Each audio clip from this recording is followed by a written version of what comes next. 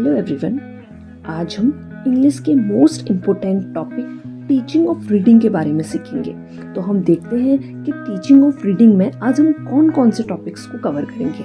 तो हम सबसे पहले ये देखते हैं कि टीचिंग ऑफ रीडिंग में हम कौन कौन से टॉपिक आज देखते हैं। तो वो टॉपिक जो है सबसे पहले है characteristics of reading, objective of reading, उसके अलावा इम्पोर्टेंस ऑफ टीचिंग रीडिंग और उसके अलावा types of reading and methods of teaching reading. इन सब के बारे में हम पढ़ेंगे। तो सबसे पहले हम ये देखते हैं कि टीचिंग ऑफ रीडिंग होती क्या है। टीचिंग ऑफ रीडिंग जैसे आप देखते हैं कि teaching is one of the most important skill in language learning. इसका मतलब ये है कि जो रीडिंग है वो हमारे लिए एक ऐसी स्किल के रूप में काम करती है जो हमारे लैंग्वेज लर्निंग में इम्पोर्टेंट रोल अदा करती है। उसके अलावा अगर हम लॉर्ड बेकन के अनुसार देखते हैं कि लॉर्ड बेकन हमारी जो रीडिंग है उसको क्या बोलते हैं, वो रीडिंग के बारे में बताते हैं कि reading makeup the full man, writing and extract man and conference are ready man. इसका मतलब ये है कि पढ़ना मनुष्य को पूर्ण बनाता है और सम्मेलन मनुष्य को तैयार बनाता है और लेखन मनुष्य को सटीक बनाता है। तो ये जो हमने रीडिंग के बारे में देखा वो हमने लॉर्ड बेकन के अनुसार देखा कि वो टीचिंग ऑफ रीडिंग यानी रीडिंग को वो क्या मानते हैं। The education of a child is incomplete if he does not have a ability of read. एक बच्चा अधूरा है अगर उसे पढ़ना नहीं आता या उसके पास पढ़ने की एबिलिटी नहीं है। According to VS. ग्रे कहते हैं कि reading is a form of experience. जो हमारे रीडिंग है वो हमको एक्सपीरियंस देती है, मतलब किसी चीज़ को अगर हम एक्सपीरियंस करते हैं तो वो एक तरह का हमें बोल सकते हैं कि वो रीडिंग का ही फॉर्म है। It brings us in contact with the mind of a great authors with the written accounts of their experiences made by them in various field।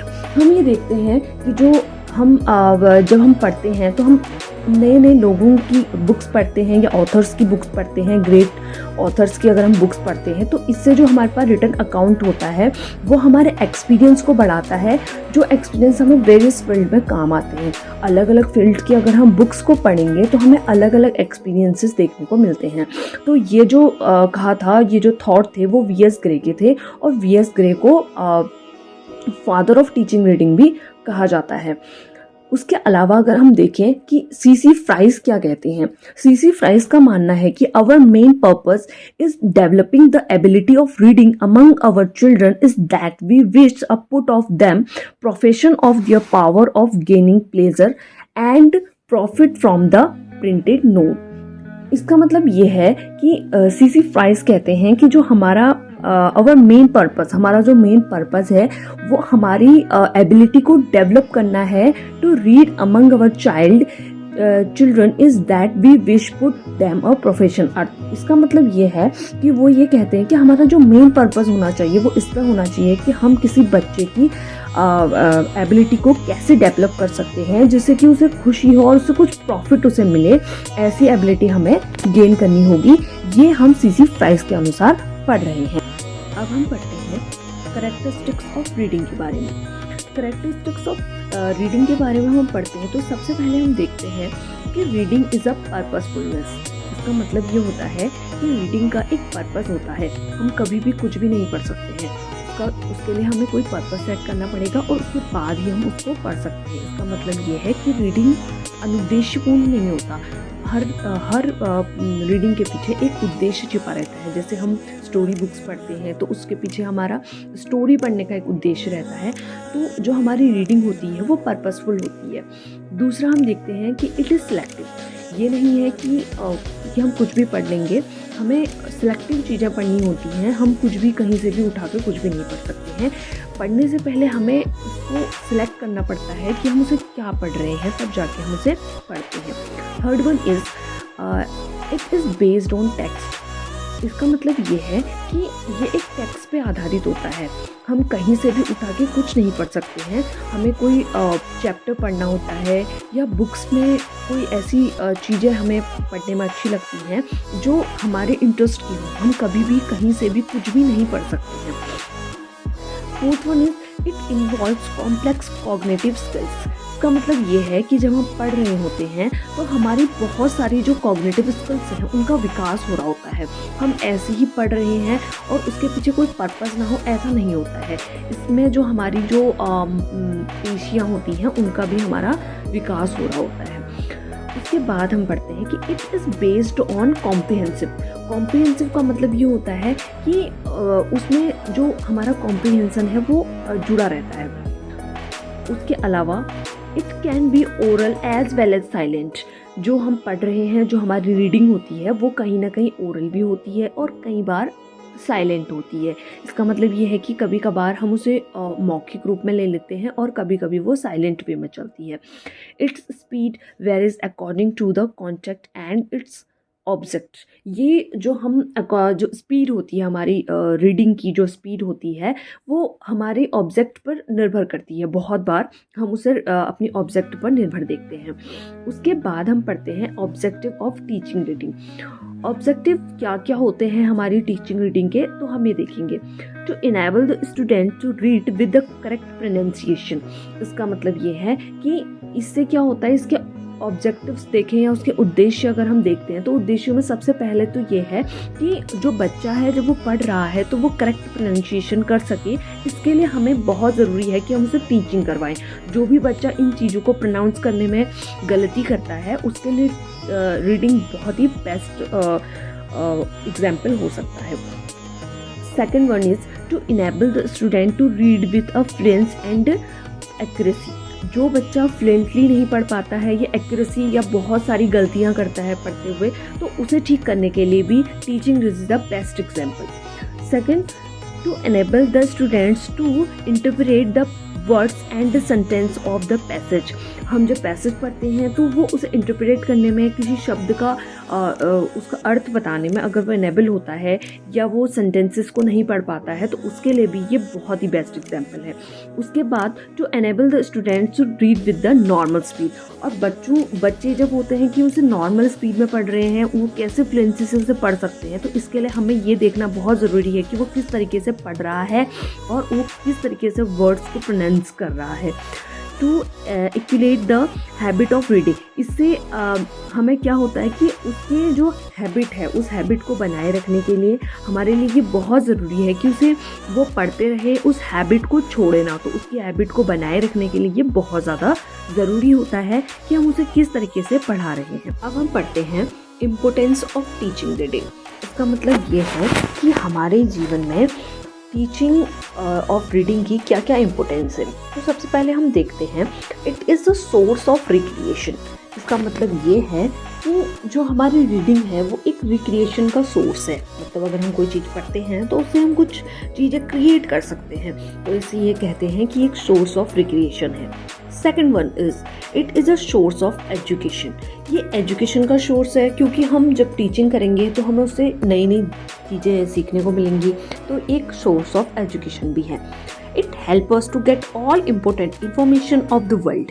अगर हम कोई चीज़ पढ़ते हैं तो उससे हमें वर्ल्ड के बारे में नई नई जानकारियाँ प्राप्त होती हैं। तो हम इसे ये भी कह सकते हैं कि टीचिंग ऑफ रीडिंग से हम इंफॉर्मेशन को गेन करते हैं। अगला है it makes a person knowledgeable. अगर हम रीडिंग करेंगे तो रीडिंग करने से, जैसे फॉर एग्जांपल हम कुछ वर्ल्ड अफेयर्स की चीज़ें पढ़ते हैं तो उससे हमारी जो नॉलेज होती है वो इन्हेंस होती है। तो हम ये कह सकते हैं कि जो पर्सन की नॉलेज है वो इन्हेंस करने के लिए टीचिंग रीडिंग एक बेस्ट एग्जाम्पल है। उसके बाद अगला होता है it is one of the important skill of language learning. हमारी लैंग्वेज को लर्न करने के लिए टीचिंग रीडिंग एक बेस्ट एग्जाम्पल है। अगर हम ये देखें कि हमें कोई लैंग्वेज सीखनी है या कोई लैंग्वेज को हमें सीखना है तो हम क्या करेंगे, हम उसे रीड करेंगे। तो रीडिंग करने के बाद हमारी जो लैंग्वेज स्किल है वो बढ़ जाएगी। It enhance vocabulary. हमारी वोकैबुलरी होती है उसे इन्हेंस करने के लिए रीडिंग एक बेस्ट एग्जाम्पल है, क्योंकि अगर हम रीडिंग करते रहेंगे तो इससे हमारी जो वोकैबुलरी है वो भी अच्छी होती जाएगी। It helps during the process of speaking. ये प्रोसेस ऑफ स्पीकिंग में भी बहुत मददगार होती है। Enhance critical thinking, comprehension and analytical skills. इससे हमारी जो क्रिटिकल थिंकिंग है वो भी बढ़ती है, क्योंकि हम देखते हैं कि अगर हम डिफरेंट टाइप के व्यूज़ पढ़ते हैं तो व्यूज़ पढ़ने के बाद अगर हम डिफरेंट व्यूज़ पढ़ने के बाद देखते हैं कि हमारी जो थिंकिंग होती है वो डेवलप होती जाती है। Strengthen memory, focus and concentration. हमारे बीच जो मेमोरी, जो हमारी शार्प मेमोरी होती है, हम किसी चीज़ पर फोकस हो पाते हैं, कंसंट्रेट कर पाते हैं, ये रीडिंग से ही हो पाता है। उसके अलावा helps children express their thoughts clearly and speaking and writing. अगर हम पढ़ेंगे तो हमारे थॉट्स जो होंगे वो डेवलप हो पाएंगे, हम क्लियरली किसी थॉट को बोल पाएंगे, स्पीक कर पाएंगे, राइट कर पाएंगे। ये चीज़ें हम देखते हैं कि ये टीचिंग ऑफ रीडिंग की इम्पोर्टेंस होती है। अब हम टाइप्स ऑफ रीडिंग के बारे में पढ़ेंगे कि जो हमारी रीडिंग है हम उसे कितने पार्ट्स में डिवाइड कर सकते हैं, या ये कहें कि हमारी जो रीडिंग होती है उसके कितने टाइप्स होते हैं। अब टाइप्स ऑफ रीडिंग की बात करें तो टाइप्स ऑफ रीडिंग नॉर्मली हम देखते हैं कि वो 5 प्रकार की होती है। वैसे तो कई टाइप्स में उसे डिवाइड कर सकते हैं।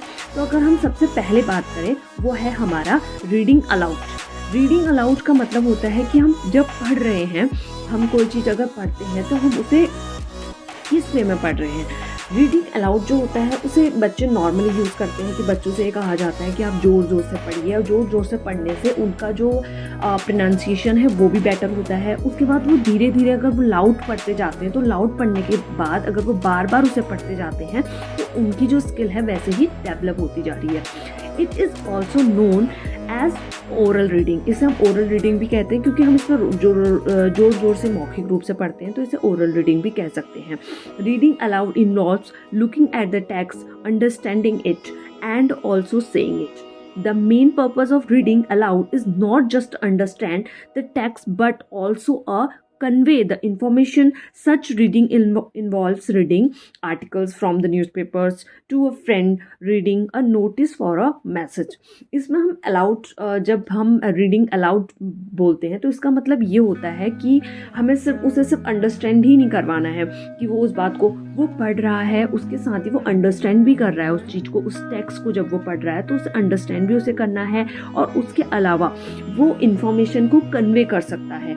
इसका मतलब ये है कि जैसे हमें कोई नोटिस देना है तो नोटिस देते टाइम हम क्या करते हैं, किसी भी मैसेज को हम जोर जोर से पढ़ते हैं जिससे कि वो बच्चों को सुनाई दे।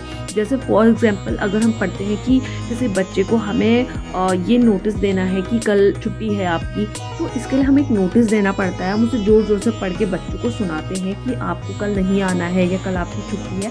तो एज ए नोटिस हम उसे अलाउड तरीके से पढ़ते हैं। यही चीज़ जब हम किसी चीज़ को अलाउड तरीके से पढ़ते हैं तो उसी को हम रीडिंग अलाउड का एक पार्ट बोलते हैं। अब आते हैं हम रीडिंग के दूसरे टाइप में जिसका नाम है साइलेंट रीडिंग। साइलेंट रीडिंग क्या होती है? साइलेंट रीडिंग और reading for meaning is a activity we normally engage in when we read books, newspapers, articles, posters, etc. जिसमें जब हम साइलेंट रीडिंग करते हैं तो साइलेंट रीडिंग का मतलब ये होता है कि हम उसमें जब रीड कर रहे हैं तो जैसे हम उसमें फॉर एग्जांपल के रूप में अगर हम बुक्स पढ़ रहे हैं, न्यूज़पेपर पढ़ रहे हैं या कोई आर्टिकल हम रीड कर रहे हैं या कोई पोस्टर्स, जो भी हम अगर कोई भी चीज़ अगर हम उसमें रीड कर रहे हैं नॉर्मली, तो उसमें क्या होता है वो एक it involves looking at sentence in the text and understanding the message they convey.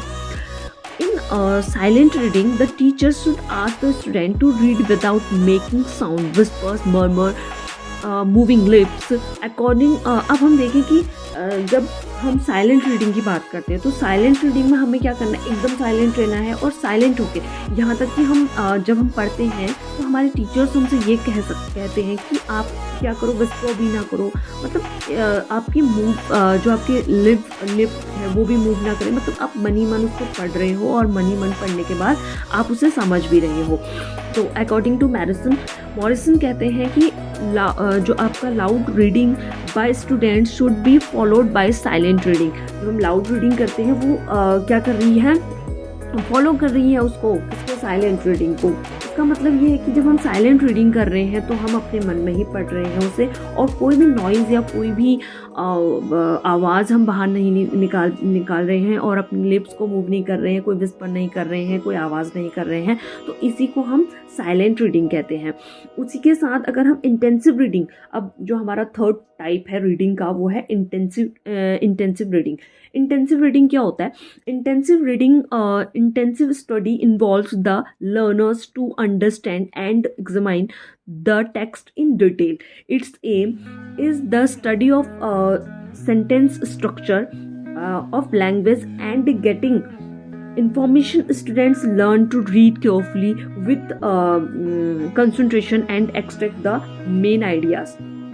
इसका मतलब ये है कि जो हमारी इंटेंसिव रीडिंग होती है उसमें हम बहुत ही गहराई से किसी चीज़ को पढ़ते हैं या हमें किसी चीज़ के बारे में बहुत अच्छे तरीके से डिटेल में उसको बताना है या डिटेल में उसको अंडरस्टैंड करना है, तो हम जब उस चीज़ को पढ़ेंगे तो हम उसे इंटेंसिव रीडिंग कहेंगे, क्योंकि हम उसे पार्ट मतलब छोटे छोटे पार्ट में डिवाइड अच्छे से समझ के पढ़ेंगे और यूं ही कुछ नहीं पढ़ेंगे, उसे केयरफुली पढ़ेंगे, एकदम कंसंट्रेशन के साथ पढ़ेंगे, तो उसे हम इंटेंसिव रीडिंग कहते हैं। अब हम रीडिंग के अगले टाइप को देखेंगे जो है एक्सटेंसिव रीडिंग। एक्सटेंसिव रीडिंग होती क्या है?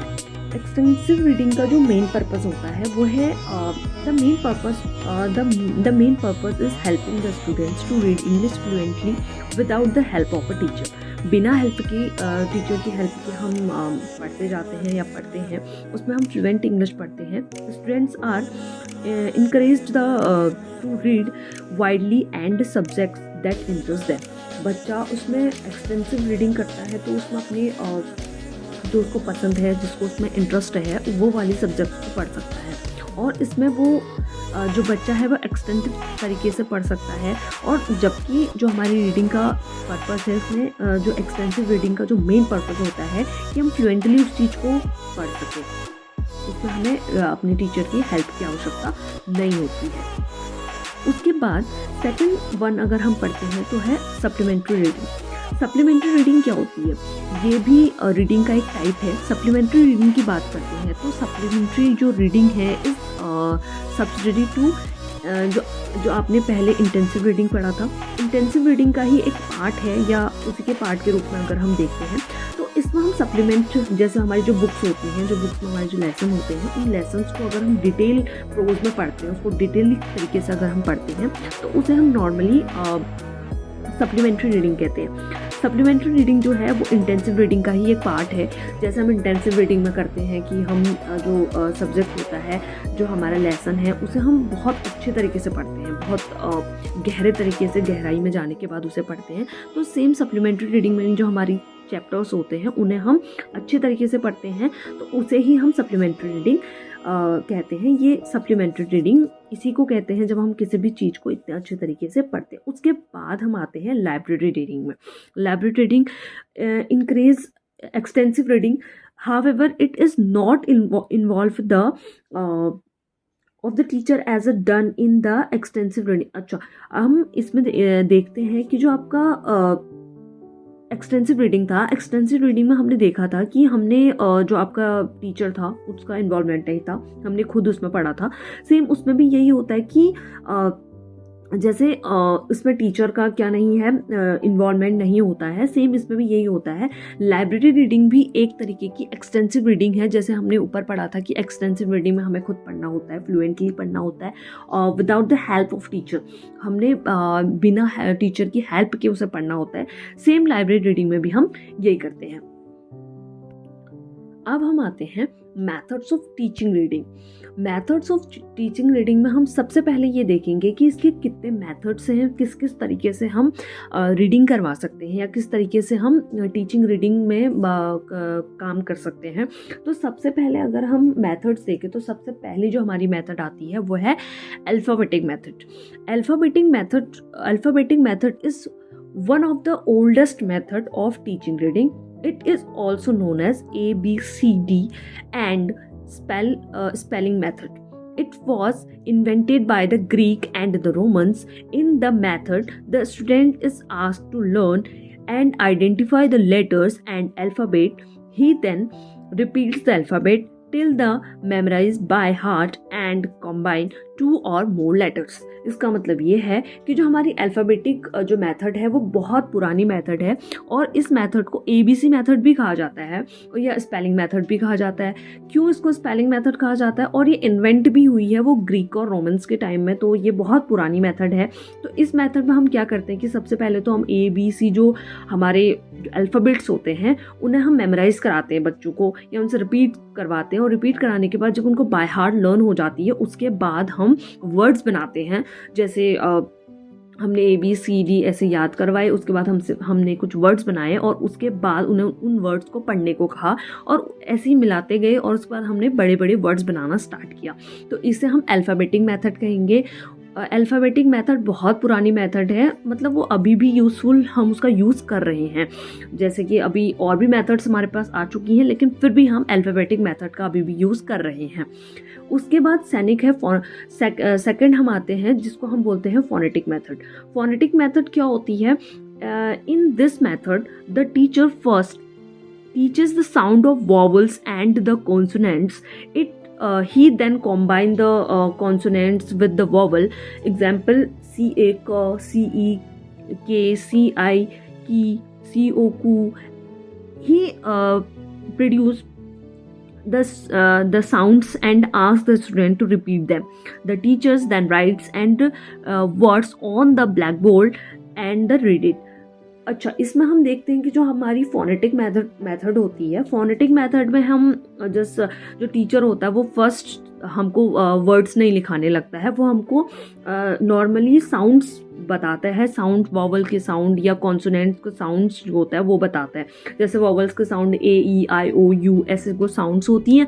उसके अलावा जब हम कॉन्सोनेंट्स पढ़ते हैं तो CA, K, CE, K, इस तरह से जो साउंड्स प्रोड्यूस होती हैं उन साउंड्स के जरिए हम सबसे पहले बच्चों को फोनेटिक मेथड के साथ पढ़ाते हैं और उसके बाद जब वो ऐसी साउंड्स निकालना शुरू कर देता है तो हम CAT कैट, CUT कट, इस तरीके की चीज़ें जब उसको बताते हैं तो ये आपका जो ये मेथड है इसे फोनेटिक मेथड है। और आजकल ये बहुत ज़्यादा प्रचलित है क्योंकि ये जो मेथड है इसमें हम साउंड के बेस पे किसी चीज़ को पढ़ा रहे हैं, तो इससे बच्चों की जो स्किल होंगी वो भी डेवलप होंगी। अब हम अगली मेथड में आएंगे जो कि है वर्ड मेथड। वर्ड मेथड का मतलब होता है this method is also known as look and say, see and say method and global method. ये जो मेथड है वो एक ग्लोबल मेथड है। ग्लोबल मेथड का मतलब ये हर जगह यूज होती है। In this method word is a basic unit of the teaching reading. The teacher literally initially parents a picture of a man and a word man written blue.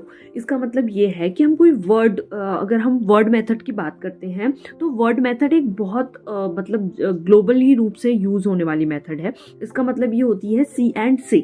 C and से का मतलब है अगर हमने कोई चीज़ देखी तो हम उसे बोलेंगे।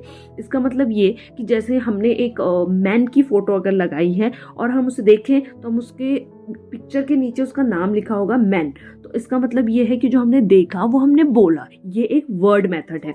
अगर हमने जो वर्ड देखा और जो हमने पिक्चर देखी उसके साथ ही हमने उसको रिलेट किया और रिलेट करने के साथ उसे बोल दिया।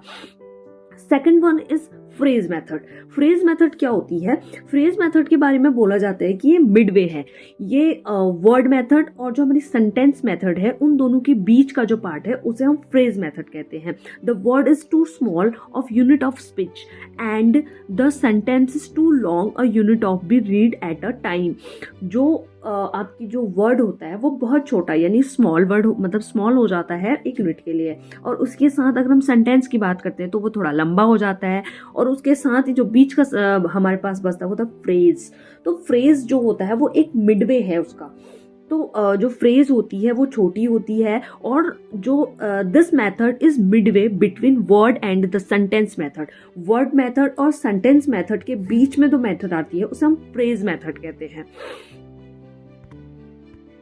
अब हम लास्ट मेथड पढ़ेंगे जो कि है सेंटेंस मेथड। सेंटेंस मेथड क्या होती है? In this method the teacher present a sentence with the help of picture for instance. जैसे हम एक सेंटेंस लेते हैं जो है Hari is jumping, while the teacher reads the sentence loudly the students tries to recognise it he then writes it and black board oral drill on given to the students. इसका मतलब ये है कि हमने एक सेंटेंस बोला, जैसे हरी जंपिंग एक सेंटेंस है, और उसके बाद टीचर इसको लाउडली पढ़ेगा इस सेंटेंस को, और उसके बाद जो स्टूडेंट है या तो इसे रिकॉग्नाइज करेंगे या इसे पढ़ने की कोशिश करेंगे, तो या इसे ब्लैक बोर्ड में लिखेंगे या इसका ओरल ड्रिल करेंगे या ओरली रूप से उसे पढ़ेंगे।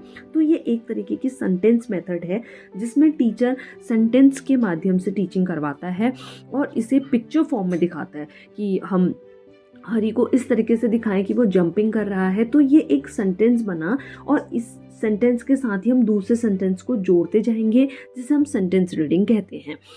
अब हम आते हैं suggestion for making the teaching of reading effective. हम कैसे रीडिंग को इफेक्टिव बना सकते हैं, इसके लिए हम कौन कौन से काम कर सकते हैं, ये चीज़ हम पढ़ेंगे। सबसे पहला जो हम काम कर सकते हैं, there should be library facility in the school. हम स्कूल में ऐसी फैसिलिटी या जो हमारी लाइब्रेरी फैसिलिटी है वो प्रोवाइड करवा सकते हैं जिससे कि बच्चों का पढ़ने में मन लगे। In the early stage the pupil should be given to read only those words which he familiar. सिर्फ वही वर्ड्स उन्हें पढ़वाएं जिससे कि वो फेमिलियर हो, जैसे वो डेली यूज़ करता है, जैसे वो खाना खाता है तो खाने के वर्ड्स हम उसे बताएं, इंग्लिश में वो वर्ड्स बताएं, या मदर फादर ऐसे कुछ वर्ड्स होते हैं जो जिनसे वो फैमिलियर रहता है, तो ऐसे वर्ड्स उन्हें सिखाएं। The teacher should herself be well versed in English language. जो आपका टीचर है वो भी इंग्लिश में फ्लुएंट होना चाहिए, उसे अच्छी से इंग्लिश आनी चाहिए, वो सब कुछ समझाने वाला होना चाहिए, ऐसा टीचर हमें चाहिए। उसके अलावा the teacher should tackle the problems of language such as phonetic, script, structure and spelling with the generally committed with the early stage. Early stage में हमें ऐसे टीचर की ज़रूरत होती है जो हर प्रॉब्लम से टैकल कर सके, उसको किसी भी तरीके से फोनेटिक प्रॉब्लम हो या कोई स्क्रिप्ट से रिलेटेड प्रॉब्लम हो, स्ट्रक्चर से रिलेटेड प्रॉब्लम हो, वो सारी प्रॉब्लम्स को क्या कर सके, जनरली कमेंट कर सके, उस पर काम कर सके और उसे अर्ली स्टेज में ही ख़त्म कर सके। ऐसी चीज़ों पर हमें ध्यान देना चाहिए, तो जिससे हमारी रीडिंग इफेक्टिव हो सकती। अब हम पढ़ते हैं cause of retardation in reading English. Reading English के बीच में अगर कौन सी जो प्रॉब्लम्स हैं जो हमें इंग्लिश पढ़ने में रोड़ा पैदा करती हैं, तो सबसे पहले हम ये देखते हैं। तो सबसे पहला जो प्रॉब्लम हम देखते हैं वो है पुअर विज़न। अगर किसी बच्चे का पुअर विज़न होता है, वो क्लियरली नहीं देख पाता है, तो नॉर्मल सी बात है वो पढ़ भी नहीं पाएगा नॉर्मली, तो ये एक प्रॉब्लम है। तो समटाइम्स प्रॉब्लम इस रीडिंग में arise due to poor vision की वजह से जो प्रॉब्लम अराइज होती है उसे हम कह सकते हैं कि हाँ, पुअर विज़न की वजह से वो बच्चा नहीं पढ़ पा रहा है। Second one is neurological problems. इसकी जो न्यूरोलॉजिकल प्रॉब्लम्स होती है वो क्या होती हैं? रीडिंग डिसेबिलिटी में also arise due to the alexia which may be due to the impairment of the central nervous system such as lesions in particular region. जब हम देखते हैं कि एलेक्सिया जैसी अगर कोई बीमारी है जो न्यूरोलॉजिकल प्रॉब्लम है जिसकी वजह से बच्चा पढ़ नहीं पा रहा है, तो ये रीज़न भी हो सकता है। Third one is lack of practice in reading में बहुत ज़्यादा प्रैक्टिस हम नहीं करते। हम ये सोचते हैं कि हम आज पढ़ लेंगे और उसके बाद हम नहीं पढ़ेंगे तो हम अच्छे से इंग्लिश को बोल लेंगे, लेकिन ऐसा नहीं होता है। जब हम प्रैक्टिस करते रहेंगे उसके साथ ही हमारा जो प्रैक्टिस के साथ ही हम अच्छी खासी इंग्लिश को बोल सकते हैं। उसके बाद है टेक्स्ट बुक इन इंग्लिश। जब हम स्कूल में टेक्स्ट बुक देखते हैं तो text book used to school are not selected. जो स्कूल्स में बुक्स यूज़ की जाती हैं वो सिलेक्टेड नहीं होती है या बहुत बढ़िया नहीं होती हैं हमारी इंग्लिश को फ्लुएंट करने के लिए, या हम आसानी से जिससे इंग्लिश को पढ़ सकें। उसके बाद आता है ट्रांसलेशन कम ग्रामर मेथड। जो ग्रामर मेथड होती है, although there has been lot of criticism of the method, translation method is popular. लेकिन हम ये देखते हैं कि आजकल जो ट्रांसलेशन मेथड होती है वो बहुत ज़्यादा फेमस है। हम जहाँ भी देखते हैं कि आगे से पढ़ रहे हैं और उसके बाद हम उसको क्या कर रहे हैं, ट्रांसलेशन कर रहे हैं और उसके बाद उसे पढ़ा दे रहे हैं। तो ये भी एक प्रॉब्लम हो सकती है जिसकी वजह से जो आपका जो क्रिटिसिज्म है वो इस मेथड का होता है, तो ये भी एक प्रॉब्लम इसके बीच में। Okay, that's all. Thank you very much.